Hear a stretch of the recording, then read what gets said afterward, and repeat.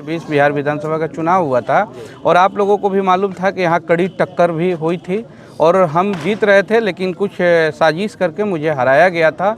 और रहा बात, मुझे अपने शीर्ष नेतृत्व पर पूरा भरोसा है और उससे ज़्यादा मुझे भरोसा है कि बड़हरा के सम्मानित जनता मेरे साथ मजबूती एकता के साथ मेरे साथ खड़ी है और मेरे शीर्ष नेतृत्व इसका ख्याल रखेंगे। काफी खींचातान चल रही है, क्या कहेंगे अगर पार्टी नेतृत्व उम्मीदवार बदल देती है तो सरोज यादव का अगला कदम क्या होगा? देखिए, जो बड़हरा की सम्मानित जनता का निर्णय होगा वो सरोज यादव का निर्णय हो जाए और मुझे विश्वास है कि मेरे शीर्ष नेतृत्व, क्योंकि मेरा बड़हरा में कोई वजूद नहीं था तो राष्ट्रीय अध्यक्ष जी ने मुझे यहाँ टिकट दे करके, सिंबल दे करके भेजा और बड़हरा की सम्मानित जनता की सेवा करने का मुझे मौका मिला।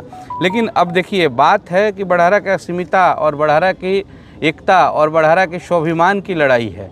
अगर राष्ट्रीय अध्यक्ष जी इसका ख्याल रखते हुए, हमारे नेता ये ख्याल रखते हुए अगर सिंबल किसी को भी देंगे तो सरोज यादव मजबूती के साथ उनके साथ खड़ा होकर और महागठबंधन के लिए काम करेगा। आपने पटना में एक बयान दिया था कि आपका फ़ोन 6 महीने से रिसीव नहीं हो रहा है, लोगों को आप मिलने की कोशिश कर रहे हैं, मिलने नहीं दिया जा रहा है। बयान को थोड़ा दूसरे तरीक़ा से चलाया गया। मेरा ये कहना है कि हमारे नेताओं के पास जो लोग रह रहे हैं वो मेरा 6 माह से, मान लीजिए नेता तो हमेशा बात नहीं कर पाएंगे, लेकिन हमारे नेताओं के अगल बगल इर्द गिर्द जो लोग रहते हैं, हम कॉल करते हैं तो 6 माह से मेरा कॉल नहीं उठाता। ऐसा नहीं है कि मेरा नेता मेरा कॉल, क्योंकि आप लोगों को मालूम होगा सोशल मीडिया पे ही 2 दिन पहले हम राष्ट्रीय अध्यक्ष आदरणीय श्री लालू प्रसाद यादव जी से मिले थे, वो फ़ोटो भी हम शेयर किए थे, लेकिन मैंने उनको कुछ और कहा, लेकिन उस बयान को तोड़ मरोड़ के चलाया गया।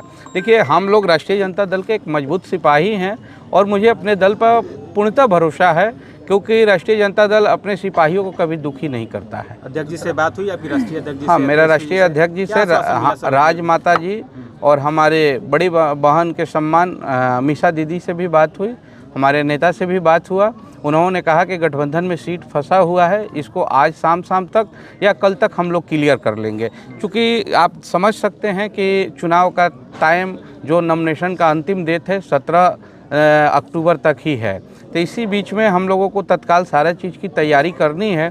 बहुत सारे कार्यकर्ताओं का कहना था कि एक बैठक हम लोगों के बीच में होनी चाहिए, तो मैं बोला कि देखिए अभी तो मैं व्यस्त हूँ। वाकई में देखिए, मैं रात से ही, चूँकि रात में मेरे पास कॉल भी आया था कि आप आइए, लेकिन रात में जाने के बाद आप देखे होंगे रात में कुछ और चल रहा था।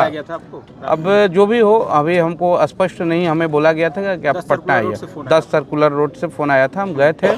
फिर वहाँ ऐसा दृश्य बदला कि उसमें बहुत सारा परिवर्तन हुआ।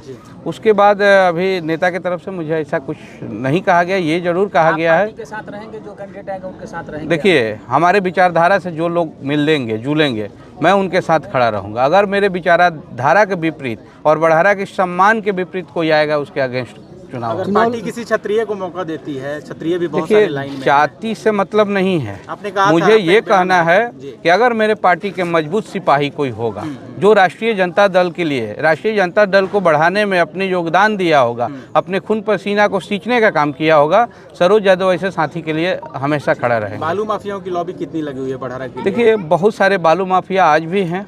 मैं आज भी उस बयान पे कायम हूँ जो सरोज यादव को यहाँ से, बड़हरा के सम्मानित जनता से दूर करना चाहते हैं।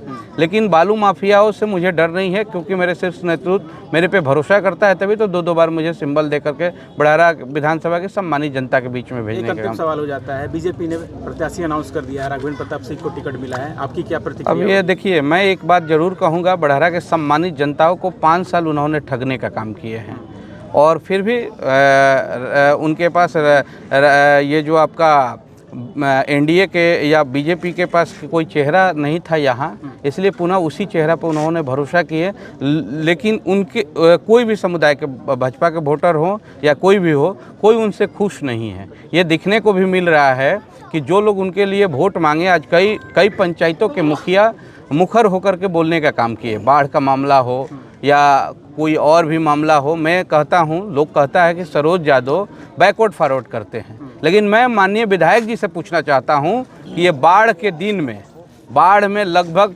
14-15 लोगों की मौत हुई, लेकिन माननीय विधायक जी 2 लोगों के यहाँ क्यों गए? क्योंकि बाढ़ से तो सभी लोग मरे थे। अगर एक नेता का पहला कर्तव्य बनता है कि जिस दिन से वो निर्वाचित हो जाता है वो हर जाति समुदाय के लिए होता है।